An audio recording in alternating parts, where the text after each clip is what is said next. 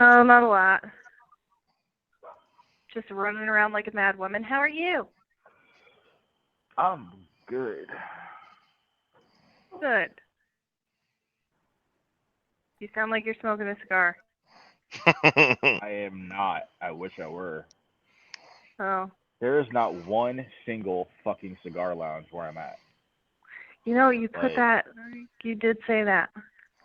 yeah, like there's a bunch of shops, but it's just like you go in and you buy it. Like you can't sit down, you can't enjoy it, you can't, break bread with anybody there. Like all the shops are across the river in Indiana.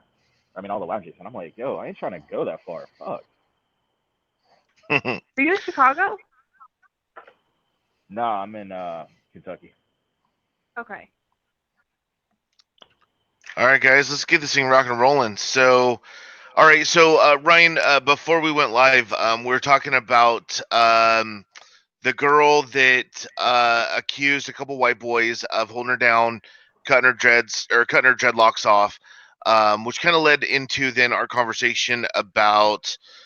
We're just about to deep dive into it. I think about sexual harassment, sexism, and the like. And so, tell us your story about holding the door open for someone. Oh yeah, so I mean, it was like right when actually no, it wasn't even. I was at the prep school, so I went to the West Point prep school after high school. I was trying to go to the academy, and we're all going into one of the halls for some class or whatnot, and this one female was holding the door open for everybody, and I walked in and I was just like, thank you, darling, just like that's what you say, and I didn't think anything of it, whatever. About a week later, I get called into the EO office, and they're talking about like sexual harassment, and I'm like, what? I haven't even touched anybody here. I haven't even been within like 2 feet of a girl here. Like, what the hell? And come to find out, it was this female, and she took issue with the fact that I used the phrase "darling," and I was just like, "Yo, like everybody says that where I'm from. Like, I don't even know you, like personally. I know who you are, but like we ain't friends. We don't hang out. Like that's just something you say." And they dismissed it, and they were just like, "All right, whatever. Just don't do that again."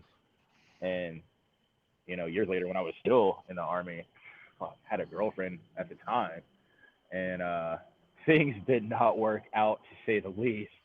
And like a week later, I'm in the mall, and a couple of my friends come running up to me like, "Yo, like, dude, you got to get out of here." And I'm like, "Why?" And they're like, "Yo, these bikers are trying to like, they're looking for you, like they're gonna jump you." And I'm like, Shut "What up. the fuck?" So this girl went around town telling people that uh, I put my hands on her and you know was choking her out and doing all this other shit. And I was like, okay, no, like I ain't that guy. And I mean, the funny thing is, what she didn't know was that like the bikers that she told, like I knew them all. Like I didn't ever ride with anybody, but I knew a bunch of people around. And so like they walked up to me, they were like, "Yo, dude, what the fuck? Like we didn't think you were that kind of guy." And I was just like, "I'm not." So I explained the situation, and they were like, "Oh, that's fucked up." But and it just Uh, goes back to the whole false accusation thing. Like, I mean, it's people don't realize the intensity behind a false accusation. Like, you don't even have to have actually committed the offense to no. have everything, your entire life ruined by the accusation alone. Because once you accuse somebody, you could be found innocent of all charges, but the simple fact that you were accused, that sticks with you, and it will forever distort people's perception of you. And it's just messing with somebody, assaulting somebody, harassing somebody, whatever. None of that is okay. But on the flip side, falsely accusing somebody is also just as fucked up. Yeah. So, Ali, how about like for you when you were in the military? Uh, so for me, like I was on an all male ship, and Hmm. so I didn't have to deal with any of that stuff. I mean, essentially, you just had a bunch of, testosterone laden meatheads that when we pulled into port somewhere just wreaked havoc. But we didn't. There was only a couple times where we had females on board, but they were only on board for maybe 3 or 4 days, so there wasn't really Right. anything that enough time to go on. So, but for you, like in the military, you know, we hear about all of these unreported assaults, or the fact that a chain of command made it an unfriendly environment to report something like that. What were your experiences like, from, you know, from a female perspective? Did you ever have anyone, you know, try and come up on you and assert themselves? So, I mean, yeah, but I wouldn't limit that just to my military experience. That's my adult life experience in a nutshell. I don't have the same experience as most people have. I had, there was, so in our unit, it was 1st Mardiv, which is mainly a grunt unit. It's a 5-story barracks, and we were in the very top floor, and that was the only place where females were, and it was only in a third of the barracks up there. So that gives you kind of a perspective of how many men were in our barracks versus the women. Okay. There's one time when there was a woman who was caught on video camera with multiple men in the XO's closet, in the duty closet, just in the room where there was a pool table, and I was accused. Whoa. Yes. What the fuck? I was accused relentlessly. I got pulled into the sergeant major's office. I got pulled every which way, and it wasn't until I got to the XO's office when he brought it up to me, and I was like, I want to see this video. I have a right to see this video. And he was the only one that was willing to show me. I have straight hair. The chick in the video had tight curly hair. I had blonde hair, and the chick had brown hair. And I looked at my XO, and I looked him dead in the eyes and said, does that even look like the person you're staring at right now? And he said no. And then there was, that same weekend, there was a couple rape charges that had come up. And it was a girlfriend against a boyfriend because she had passed out and then woke up in the middle of it and freaked out. So he pulled the entire barracks together to talk to them outside in the grass about sexual assault and sexual everything. And he told them about the rape charges. He told them about my case without bringing my name up in it, but essentially told anybody if they spoke to me about that again or brought it up again that they would get an NJP. I later transferred to a different unit at headquarters battalion, same base, but just across. It was out at Camp Pendleton. And there were some guys there that ended up bringing it up because word travels fast, especially in the Marines. And I ended up getting into a fight with him because just don't. Yeah. So, Why does that not surprise me? Well, I don't know. That's how I met most people, so it's fine. So I met all my friends was fighting them. But no, it happened. There's one guy that decided he wanted to come into the barracks room we were hanging out in and smack my ass, and he thought that I was just gonna take it. And that's the problem, is most females just take it. Yeah. I threw him into a locker, and it never happened again. Well, and that's something that, you know, like Ryan, you know, you talking about, it's, you know, when you said darling to the female, there was nothing like just you telling the story. I can tell that that's part of your norm, what they call it, a colloquialism. You know, that's just part of how you talk. And if you're in the South, darling, you know, I mean, if a Southern woman called me, you know, sugar doll or sugar baby, or you know, the many different terms of endearment, you know, I'm not going to take offense to that. And it's just like, it boggles my mind. But at the same time, you know, like, as I'm raising my son up, I still teach him, you know, hey, like, go and open up the door. If you see someone that is a female, older than you, same age as you, it doesn't really matter. If you have the opportunity, go be a good human and go open the door for them. And there was one time where I did that with my son, and a woman probably in her mid-20s comes over and said that I was oppressing her by being passively, was it toxic male? And I'm like, what in the flying farkin' fuck are you talking about, you stupid broad? Walk your happy ass through the goddamn door and say thank you. No kidding. But like, how can I teach my son to be chivalrous when I've got this, freaking nut job over here who is like taking offense to be me doing something nice? What would be the difference if I'm walking into a grocery store and I see someone and they've just unloaded their cart and I said, "Hey, can I take that for you?" I mean, it's the same thing to Right. me. Well, And Well, I mean, there's that's a the type of person that would probably get pissed off if you didn't open the door for them too. oh no, and I'm also the kind of asshole when I do hold the door open for someone and they walk in and totally ignore me. I'm the one that'll yell, "You're fucking welcome." And you know, but well, I mean, it's there's a movie being made about a guy named Brian Banks, and he was like the number one or number two prospect coming out of high school for college football, or maybe it was in college. I don't remember exactly which way it was, but I think it was in college, and he this girl accused him of raping her, and he spent like I don't know, he spent like 10 years in jail or something like that, and the entire time like maintained his innocence.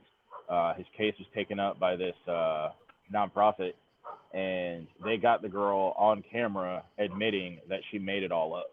So like he finally got released, but like Mhm. yo, oh, this dude lost 10 years like of his his life. life's over and done with. He lost, he lost 10 years of his life. He lost his education. He lost his career.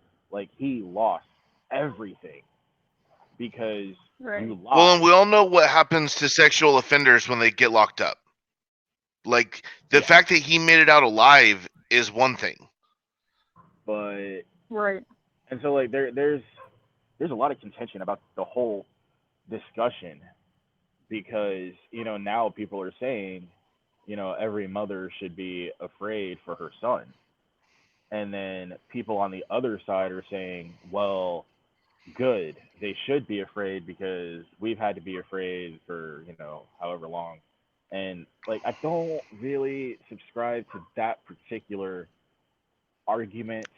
uh there is Well, an right. inherent problem within society about the way that we view and treat the women in our society. And it's a big problem. My older sister has gone through things. My younger sister has gone through things. Like I don't think there's a single female friend of mine that hasn't had something of that nature happen to them. So it's a Hey, problem. but But at the on the same same time, note, fixing that problem, the way to fix that problem should not include falsely accusing and imprisoning innocent people. Correct. Like, so on that same note though, like you've got all of your friends that are girls that have been through that, but also all of the guys that I know have been through a form of that too. oh yeah, oh yeah. I So had a every talk. Go ahead. or every person that I've encountered has experienced it before in their life. Oh yeah. I had a talk with my mom and my grandma last Christmas, and this was shit I had never told them. Um, and like they were just like, "Wow, like I never knew that."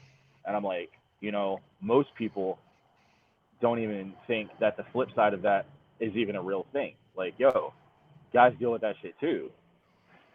Like, we might deal with it different, Mhm. we might approach it different or whatever, but like it happens, and it's not just one or the other. And numerous studies and numerous organizations have come out saying, dude, over 40% of sexual assaults and harassments are against men. So like it's not solely a woman issue, it's not solely a guys are evil issue. It's an issue within the very nature of our society and how we view and approach not just sex but the opposite sex in general. We've got to Yeah. we've got to readjust the way that we view and approach each other. Because and I mean it's like simple shit. Like I remember when we could go out to the dance hall and I could ask any girl in the building to dance and it would just be a dance. Like that's all it is. and we would dance Yeah. and we would have a good time. And thanks for the dance. You might make a friend, you might make a new dance partner, whatever. Like I am used to when I was back in Virginia, went to a country bar, and there's this girl. She could dance really well. I wanted to dance with her. Walked up to her and her boyfriend. I was like, "Yo, do you mind if I dance with your girl?" He's like, "Nah, go ahead." And she's like, "You must be from Texas." I'm like, "How you know?" She's like, "Cause that's what we do back home. Like, I appreciate you doing that." But nowadays, you go to ask a girl to dance, and her and all her dumbass little friends are gonna sit there and be like, no, we ain't trying to fuck." And I'm like, "Bitch, I ain't trying to fuck either. I'm just trying to dance." Like, damn. Yeah. Right. Like, you go to ask a girl to dance now, and like some idiot dude is gonna stand up and like try to blow up on you. It's just like, yo, I just want to dance. Like, fuck it, I'll Hmm. dance with my damn self. But Yeah. shit. And so like just the way that we see things, it's ridiculous, and it's gotten so out of control. Yeah, like, and I mean, I'm trying to figure out, what happened with our country is I think, we've always probably got 5% of that male population that are just they just don't get it. They think Yeah. that they're God's gift to the world. I Mhm. mean, short of physically and chemically castrating them, there's nothing that can be done. You can't change their minds. For the other 95% of men, you've got a large handful that are chivalrous and are gentlemen and understand what it means to respect the female and just be a good human. And then you've got the other half that maybe they weren't shown a good example. Maybe shit went down in their lives where they've got some deep rooted issues and they just have a righteous disdain for women. Who knows? But it seems that over the past, I don't know, 30 years. I mean, I'm only 37, but I mean, I remember growing up and watching shows like Leave It to Beaver, and men had a healthy respect for their women. Um, but I can't for the life of me figure out what's happened that has changed our culture so much to where you have this massive divide now. Women's rights movement. Oh, oh wow. That Well, I'm yeah. so against what that movement's going for now, but that's it. I I mean, that's mean, where a she's lot of it stems from. she's right. Like, I mean, prior to the 80s, really, like the mid 80s, most women were largely dependent upon the males around them, whether it be the husband, the boyfriend, the father, whatever. They were largely dependent. There were not a lot of opportunities for women to go out and buy their own car, have their own job, have their own house, live their own lives. Like a lot of it still revolved around the quote unquote traditional model of male female Mhm. interactions. And all of a sudden, well, Right. not all of a sudden, but then there's this explosion of, I guess you would call it women's liberation, which, like, yo, I'm all for it. I said last week, the original feminists, like first and even second wave feminism, I totally would have rocked out with those chicks. I would have bought them a beer. I would have smoked a blunt with them. Like, those chicks are fucking awesome. But what it has become Yeah. has not been They're about, extremists now. yeah, it hasn't become, or it hasn't stuck to the tenets of, I simply want the same chance and ability and opportunity. It's become, I have to assert some sort of dominance or power over you. I have to, somehow show you that I'm better or I don't need you or whatever. And there's this thing that pops up every now and then on Facebook, and I totally agree with. We've become so concerned with proving that women are the same as men or equal to men or whatever, that we've forgotten to appreciate the differences. Like there's shit that women can do that men can't do, and Yeah. it's fucking awesome. Like I growing up, I would watch my mom fucking perform miracles, and when mom wasn't around, we were just like, my dad wasn't clueless, but the miracles weren't happening, you know. Like Yeah. it wasn't happening, and there's so many women that I've learned from that I respect, and they've been able to do the things that they've done in life and become who they are simply because they are women, and I think that's an awesome thing. But we've overall, as a society, about almost every single issue, we've simply decided to be polarized to one side or the other, and it's just it's Well, it's wrecking. and that's how we're raised. I Which mean, is I wasn't raised like unfortunate, that but though. that's how we're raised. Well, so as a kid, you're taught that you're a girl or a boy. As a kid, again, you're asked if you're Democrat or Republican before you even know what it means. You're asked if it's pink or blue. Like, you're always asked to make one decision over the other, and to stick by that. Like, it's imprinted in our brain that we have to stick with one side or the other. So if we're going to be for women's rights, screw the men. But that's wrong. That's Yeah. so wrong. Well, it's like I'm for both women's rights and men's rights, but I'm for equality. I'm not for one over the other. Well, it's so like it reminds me there was a video that circulated about 10 years ago.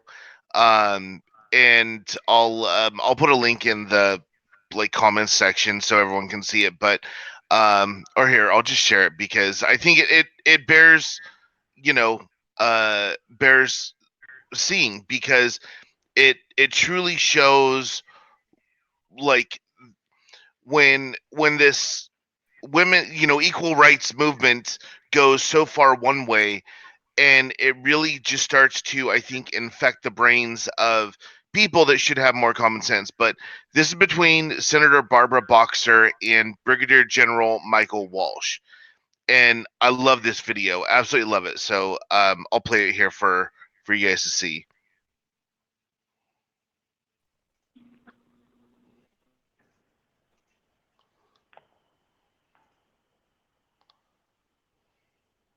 All right, can you guys see it? So I gotta get onto the page real fast. Yeah, I can see it. Is it on Facebook or on YouTube again? No, I'm doing the screen share with us. Oh, I'm not on the screen. That's why. Yeah, she's not on video. Okay, you should be able to hear it though, so I'll just play it for you. Okay.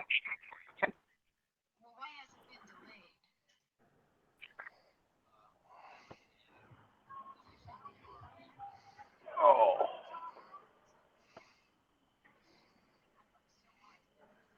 Bullshit! Oh, I hate that woman so much. Oh God.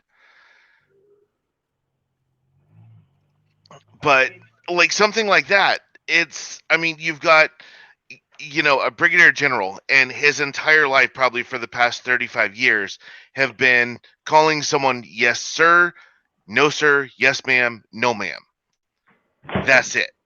And for someone like Barbara Boxer just to lose her mind over it, I thought that was absolutely hilarious. But I mean, could that be that we've had such a, because of the equal rights movement, not the first iteration, not the second iteration, but this bastardized version, probably from like the 90s and 2000s and now, that because their horrible version that they have now has created people to have such a visceral anti-response to it. Like, I mean, could that be it? That people, essentially, for the fake of one side having a really stupid argument, that people are just coming back and saying stupid shit just for the sake of argument at this point? Absolutely. I mean, I don't even think it's just for the sake of argument, though. Like, I really believe these people. I really think these people believe in what they're saying, and like that's a problem. What was it? It was everybody made fun during the 2016 election. Everybody made fun of Trump, of Mike Pence, for saying, Yeah.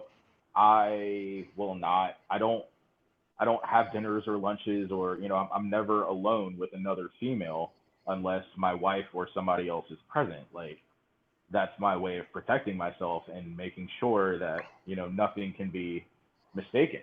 And everybody made fun of him for it. And now, we've got all these people getting caught up in all these allegations, whether or not they're true. Doesn't matter. We've got He's not so dumb. many people. We've got so many people getting caught up in all these allegations, and I'm like, yo, y'all made fun of this man, but guess who's never been guess who's never been accused? Yeah. Because he never puts himself in that position, and like He says some stupid shit, but he doesn't put himself in a position like that. Yeah, like I don't even in my own life. I'm rarely, if ever, alone with a fucking female for that fucking reason. Like, Yeah. I joke about it all the time. Like, I'm not about to get me too, but I'm dead ass serious. Like, no. Whether it's work or even in my personal life, like I'll talk to you on the phone, we can message, we can Snapchat, whatever. We can meet up at a coffee place, or we can meet up at some public place. We can go to the park. Yeah. But until I am satisfied that you are not that kind of person, nah, we ain't never gonna be alone. Right. No. So on my side of it, part of the biggest thing that it's changed is like the dating life, which thank God I don't have to do it anymore, but I did. And it's because of the movement, men nowadays will either not want to date at all, or if they do date, they don't want to get married because of all the crap that's being said. They're looking over their shoulder every time they go out on a date. So Exactly. a lot of men from the get-go will be like, you know what, I just want to fuck. That's what I'm here for. And so for me, there was like a 4-year period where I didn't date anybody because I had just had my kid, and I was like, I'm not going to do that. I'm not about this. It took a long time for me to do it again because the dating life has just turned toxic. Yeah. Because of it. Okay, let me ask you guys this real quick, just a curiosity's sake. You say you meet up for first date and you go out to dinner. How do you pay the bill? Split it, Dutch, man pays? What are your guys' thoughts? First date. Yeah, first date. Okay, so on the first date, I drive myself. I never ever let anybody pick me up. Okay. And I always bring money to go Dutch because it shows, first of all, my character. Like, I don't depend on you to do this. If this date's going sour, I'll pay for my own. But it also shows the man's character. If I'm sitting there, I'll pay for mine. It's cool. It's fine. And then they offer to pay it anyways. But it also relieves the pressure. I'll order what I want because I know I can pay for it, and I don't have to worry about them being like, oh, that's a little, sure? So, be like, damn, I'm not that hungry. Stress. Are you? Right. Hey, girl, like, I'm just going to get a salad. No. Hey, girl, stick to the 2 for $20. Yeah. Which I normally do anyways, but that's because it's bomb as hell. But right. Yeah, that's like, it relieves a lot of tension. Like, this date can go one way or the other, and I'm prepared for both. It's amazing if a guy pays the bill on a great date because that is what a gentleman does, but it's not required. I don't think that I deserve that. Yeah. So, like... Okay. Go ahead, Ryan. For me, if I ask you to go somewhere, like... if I ask you to go, I don't give a shit if you have money or not. Like, if I ask you to go somewhere with me, I'm gonna take care of it. Like she said, if they have money and they're like, no, I can pay for my, like, I'll always offer to pay it just because I'm the one that asked you to come out here. Yeah. But like, I'm half and half on it. So if I've been called an asshole for it, but if you expect me to pay for you, if you expect me to do shit for you, I ain't doing a goddamn thing. I am not obligated to do shit for you. I do it because I want to. I do it because, that's how my mama taught me. But make no mistake, boo-boo, I ain't obligated to do a damn thing for you.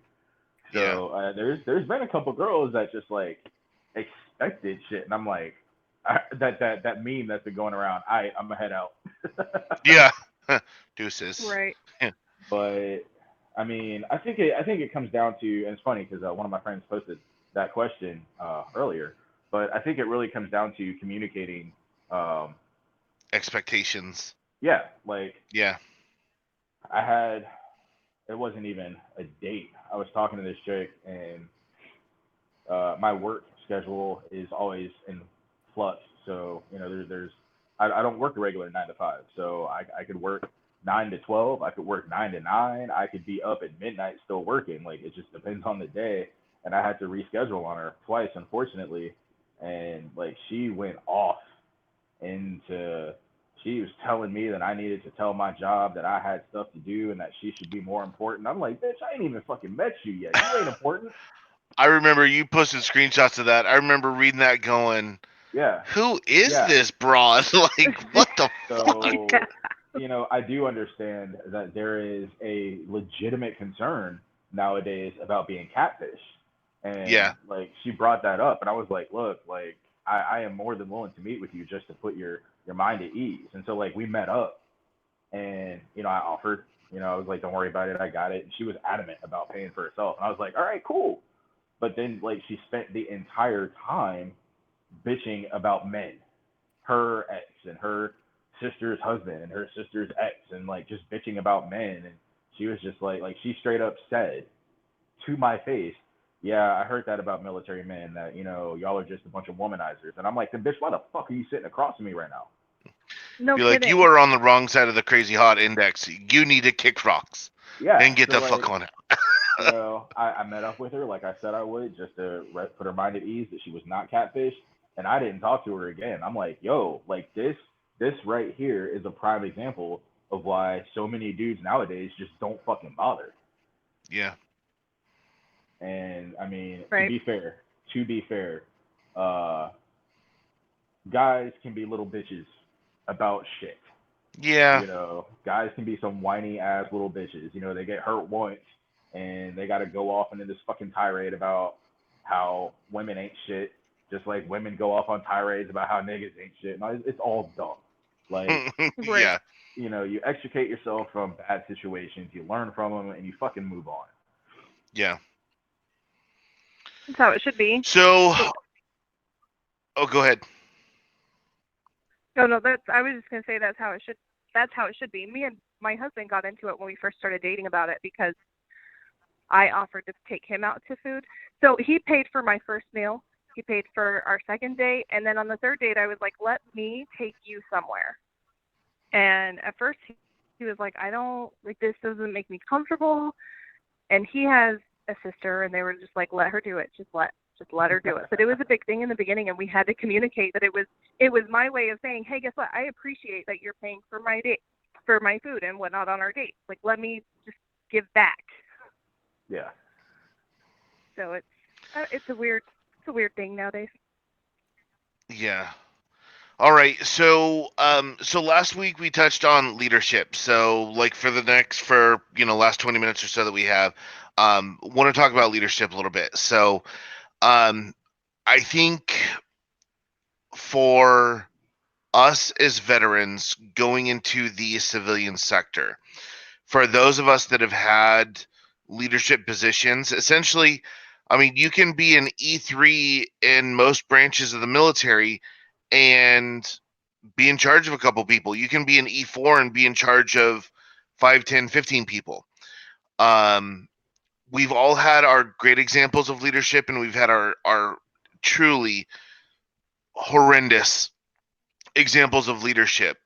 And I think because of that, when we go into the civilian world, we when we go to a company, and I think for the most part, veterans that can get into startup companies can do a lot of uh, good damage, as it were, to help startup be focused, get their goals, but they can also be brought into a larger organization and be put in kind of middle management, as it were, and really take what could be an absolute soup sandwich shit show and turn it into something that is functional. So we'll kind of do like a quick little call out, if you guys want.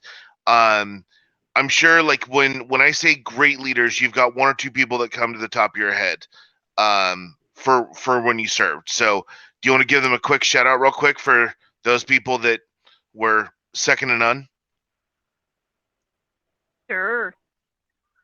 You just want us to like, hey, what's your name? Or Yeah, like I mean, give out, their rank, and a quick little snippet of why you think that they were, one of the best examples of leadership that you had. okay. Sergeant Major Ahern. He was my favorite.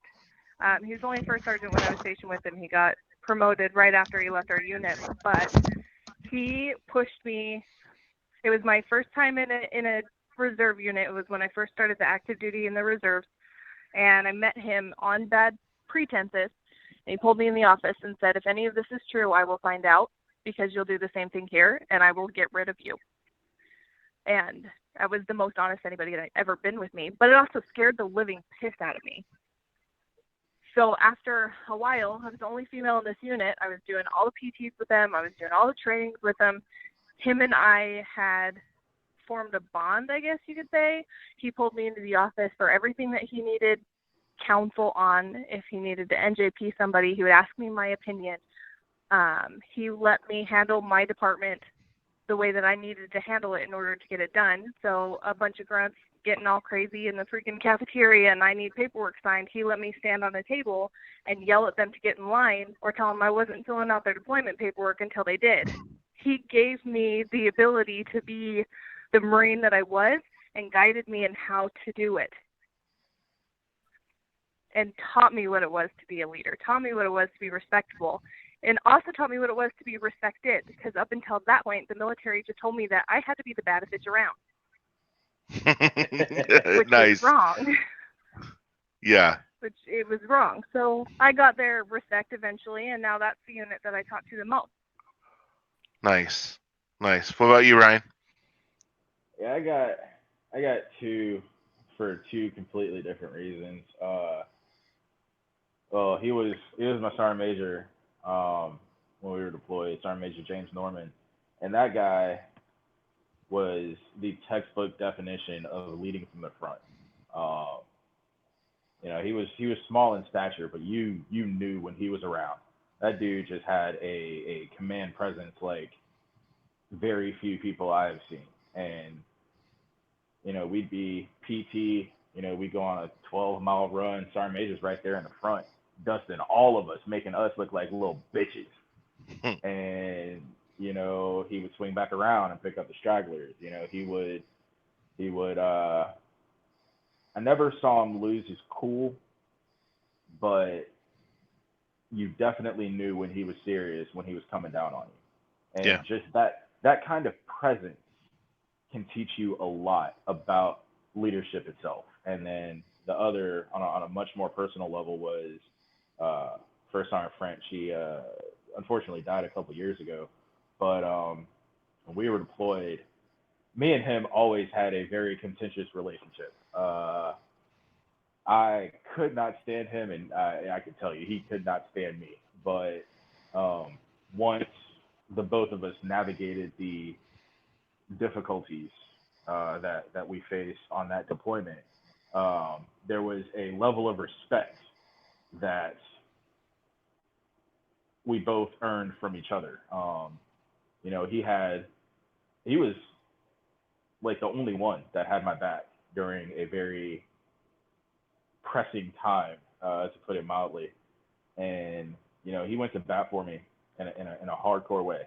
And once everything was said and done, and we both weathered that storm, um, he looked at me different, and I looked at him different. And after that, we weren't necessarily each other's favorite person, but we weren't always at odds anymore either. And that lesson of leadership was one of, it doesn't matter if you like your people or if you're buddy buddy with your guys, like you you go to bat for your guys no matter what, and that's exactly what he did. And there are very few people in my life overall that were in that kind of leadership position over me that ever did that for me. And Yeah. so, to have him go to bat for me in such a major way, and to have gone through that with that kind of leader. He was a hard ass and he was an asshole, but he was fair. He was Yeah. probably one of the most fair leaders I've ever known. And Yeah. so that fairness meant a lot to me. Still Mhm. does.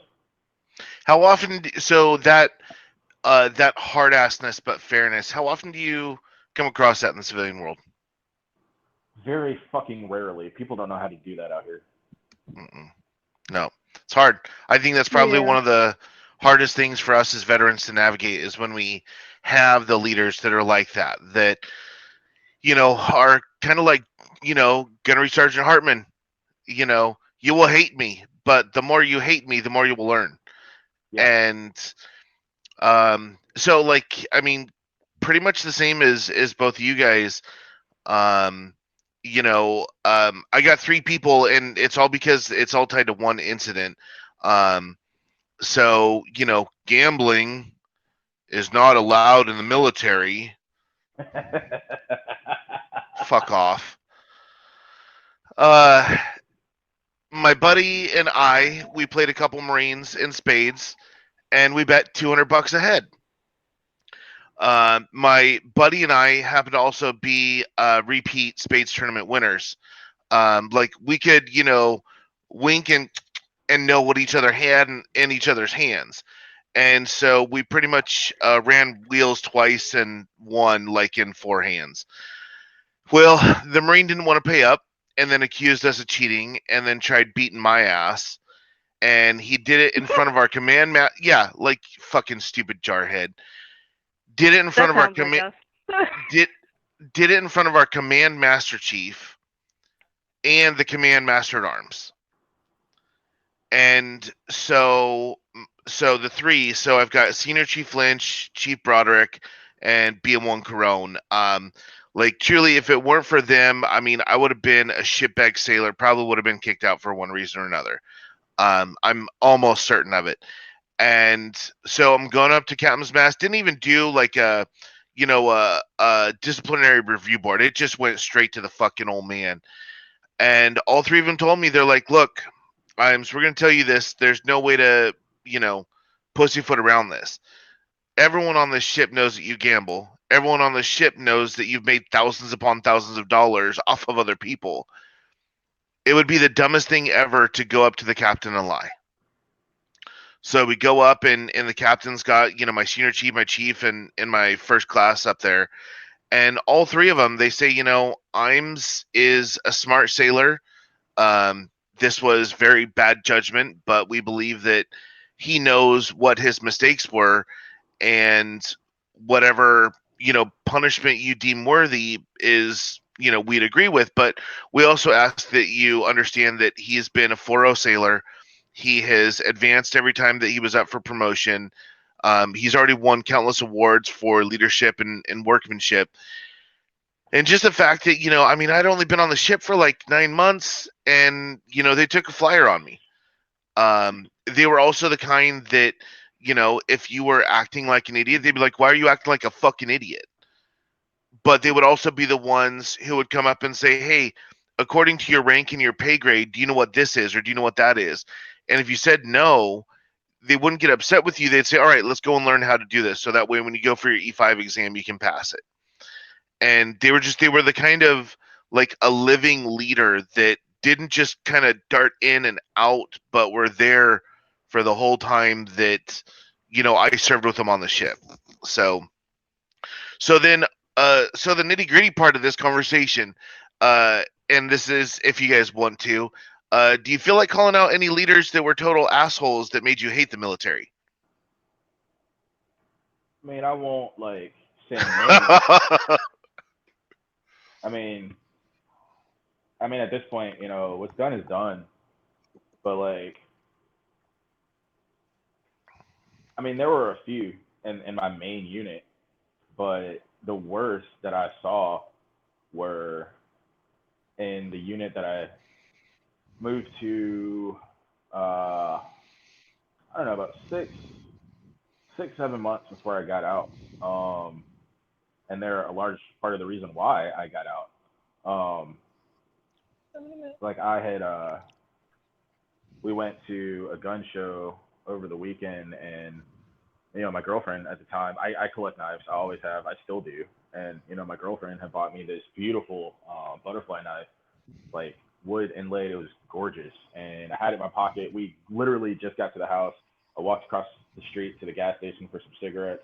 Walked back, and cops were out talking to people. I didn't think I was doing anything wrong, so I talked to them, and they were like, "Yo, can we search you?" I didn't think I was doing anything wrong. I told them I had a pocket knife, and they pull out the knife from my pocket and immediately arrest me.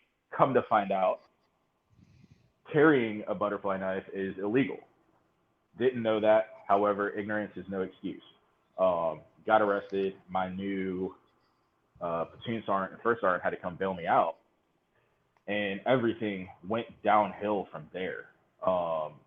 First sergeant had me in the office talking about I don't have time, I don't have room for thugs in my unit. I'm like, bro, I drive a truck, I go mudding, and I listen to country primarily.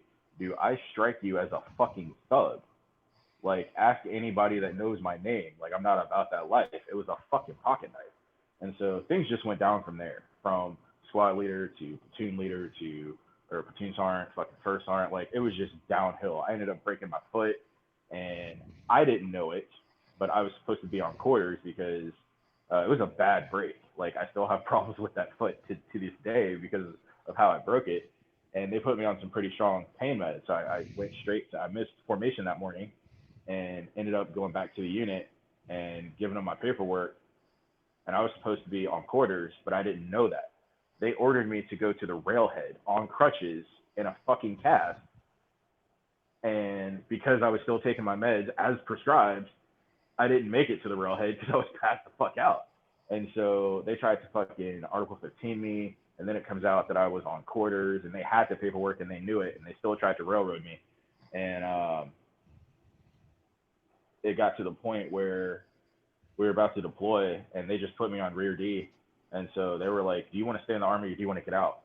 And I'm like, I was like, I need like, I was like, no, not even that. I was like, yo, can I have a day to think about this? Because I was going to request a transfer to another unit. Yeah. And they were like, yeah, come back. We'll come back to the office tomorrow. We'll talk about it. And that night, they put in paperwork to chapter me out. So I wake up the next morning, and all of a sudden, I'm on rear D.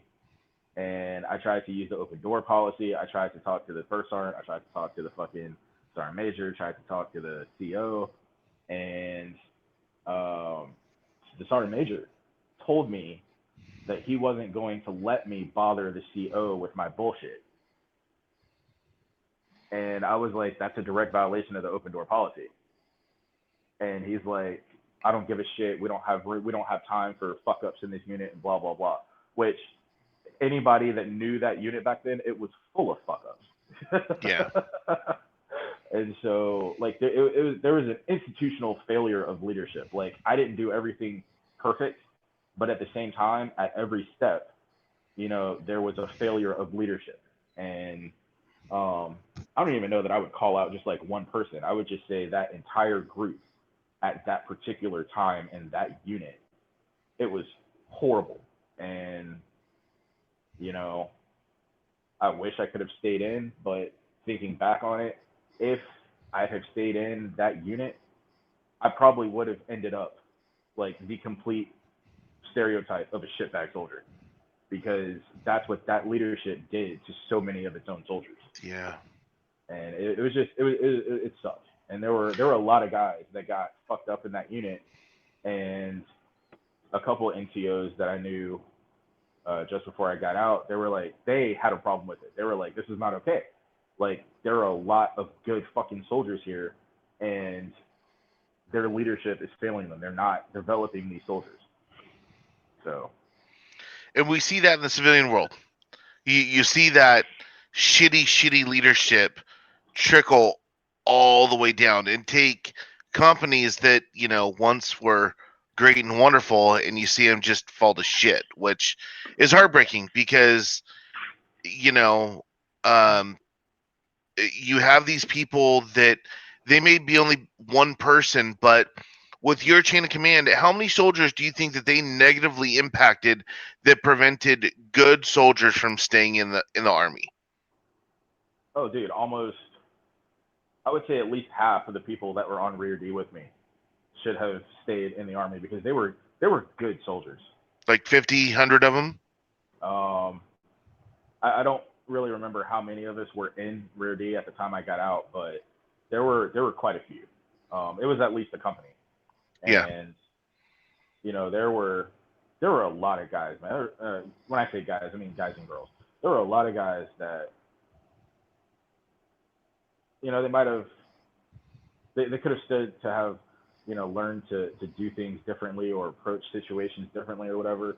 But overall, given the right circumstances and the right leadership, like they would have been fucking stellar.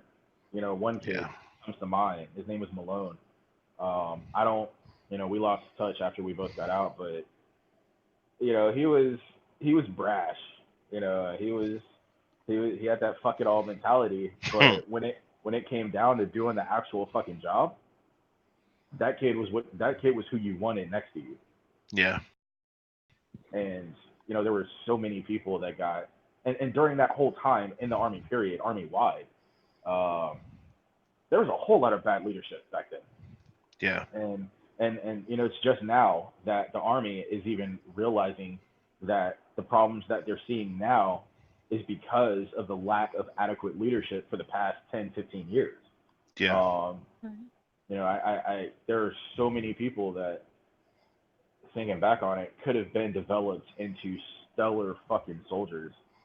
And part of it, obviously, a lot of us made some dumbass decisions, but the other part of it was we didn't have too many good leaders. Yeah. Yeah. That's part of the reason why I didn't join the army.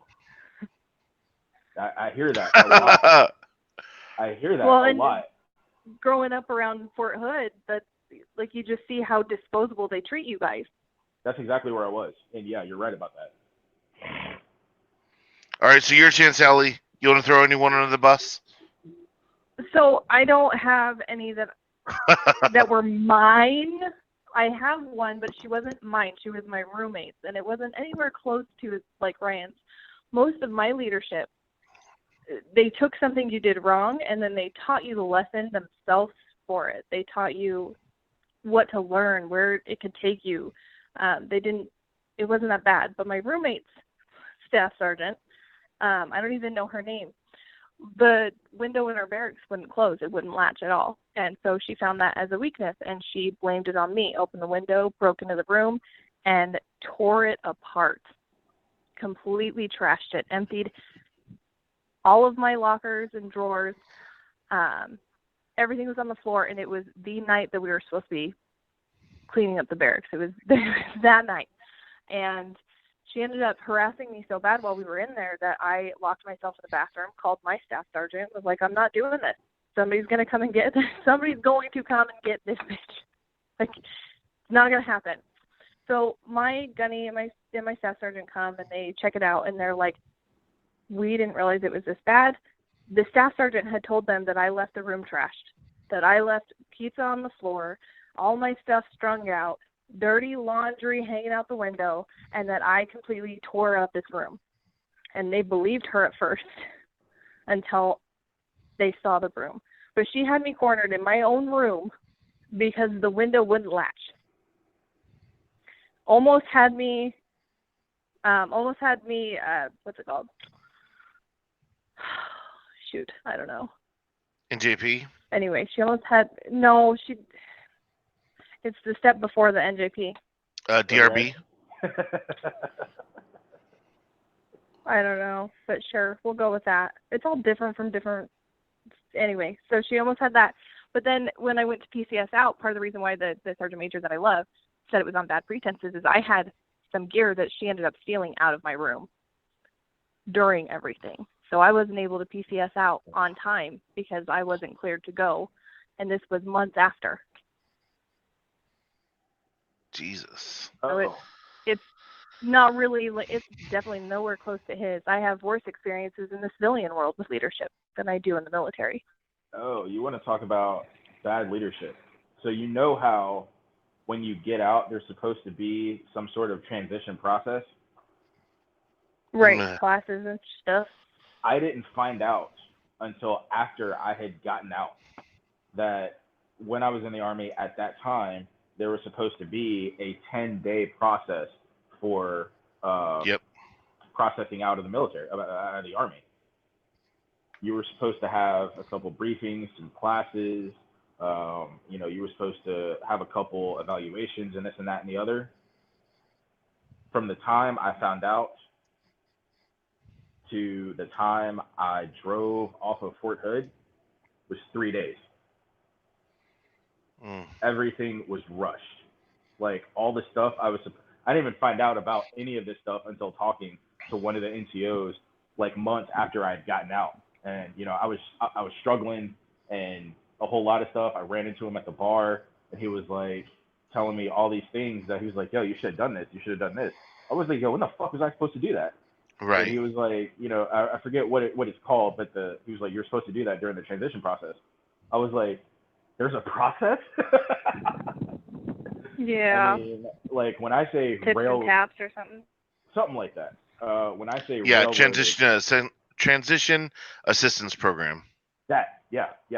So when I say railroaded, I mean railroaded, and I want to make it clear. That particular aspect of what I'm talking about, that it's just that. Back then, I had a lot of issues. There was a lot that I didn't know, and I made some dumbass fucking decisions. I got myself in some fucking dumbass trouble. That was all on me.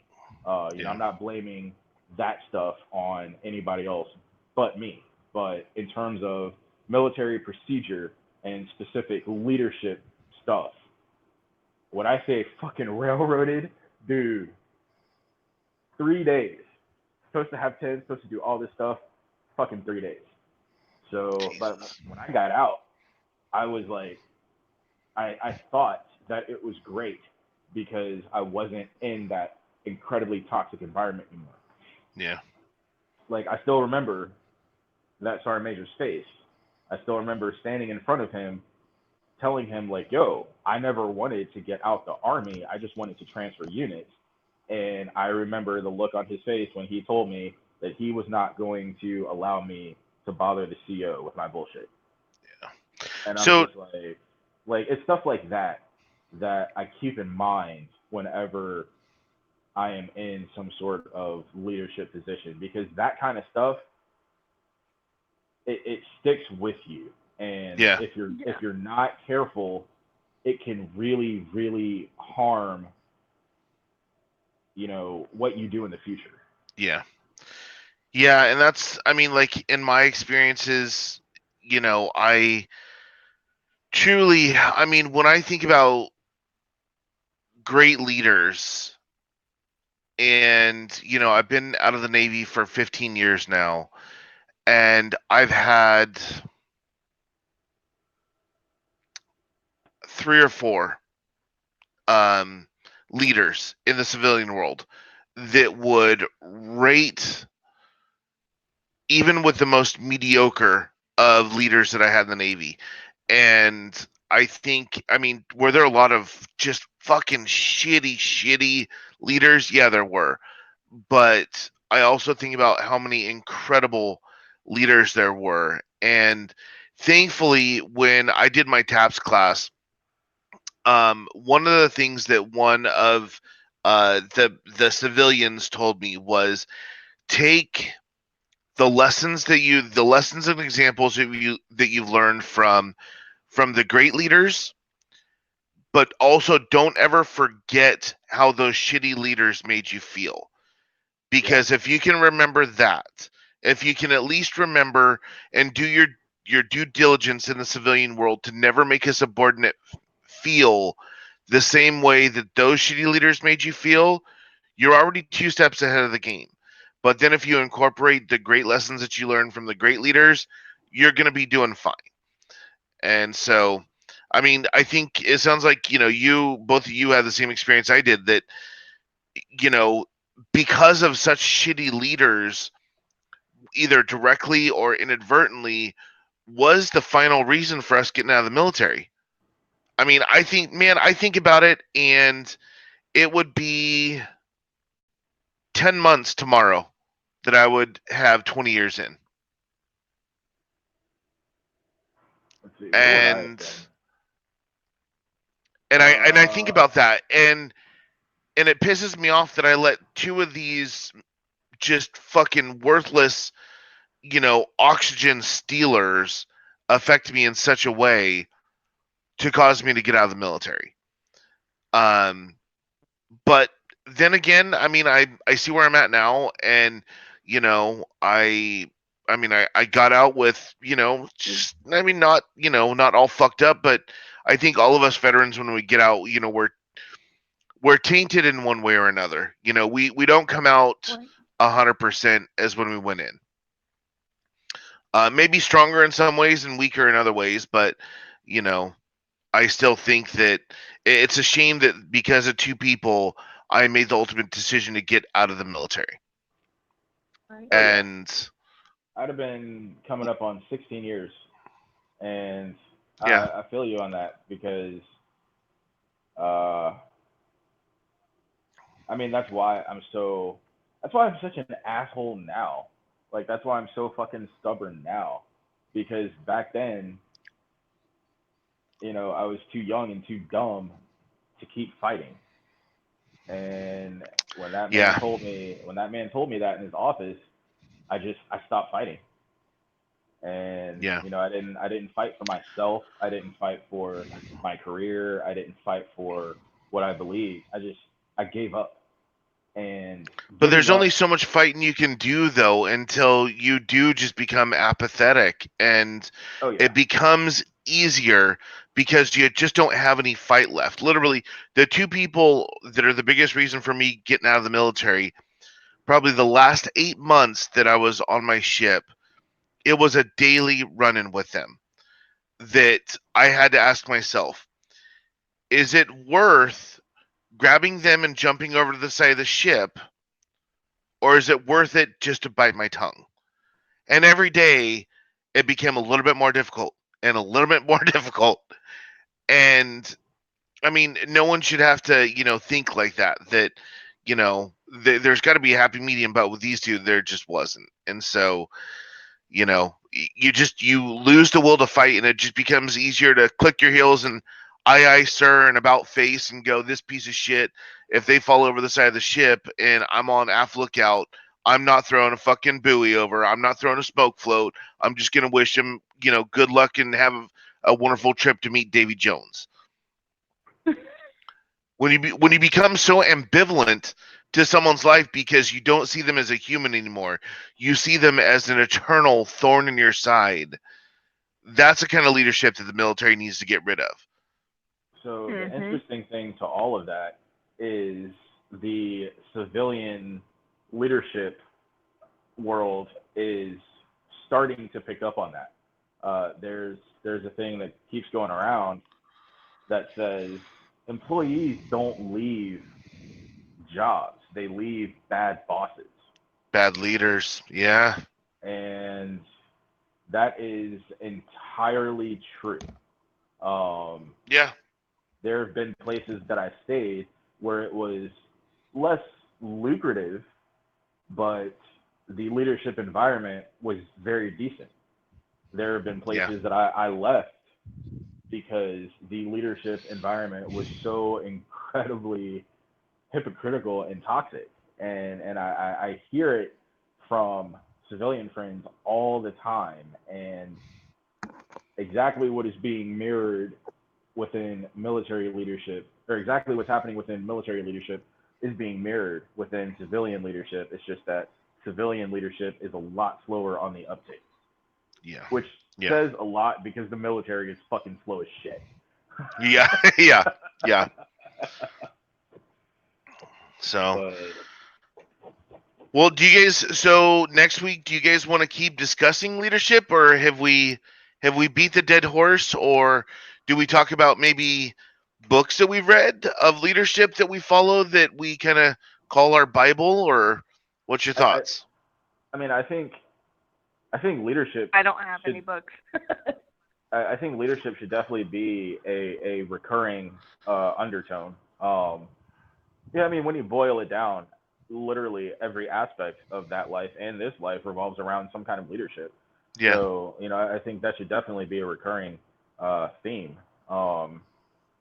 It's funny you said that because I just got so General Mattis just put out his list, a new list of books that he thinks leaders should read, and I compared it. So Sergeant Major Daly, I don't know if you guys know who that is. I follow, Mattis's list and Sergeant Major Daly's list, and usually like the Command Sergeant Major of each branch puts out their own list of books to read, and so I try to keep up on speed to those. So Mattis just put a new one out, and it's funny because with all of the people that I follow and try to learn from, I've got a fair share of the books that you put out. So it's just like I'm like, me and Mattis are on the same page. I fucking like that, dude. Yeah. All right. Well, I mean, yeah, we can touch on that. So, cool. All right. Well, we're a little bit over our hour mark, but Allie, thanks for joining us again, and Ryan, thank you again for throwing your insight. And hopefully, I think as we talked about leadership, and for those that were never in the military, hopefully we can give some glimpses here and there, whether it be a wet behind the ears high school kid that's thinking about going in the military, or someone that's thinking about getting out. At least they know what they're getting themselves into and what they're leaving, whether it be good, bad, or indifferent. So so thank you guys for your time again this evening, and enjoy a cold beverage and smoke whatever you're partaking, and I'll chat with you guys next week. All right. Hey, thank you. Awesome. Thanks, guys. Bye. Have a good one.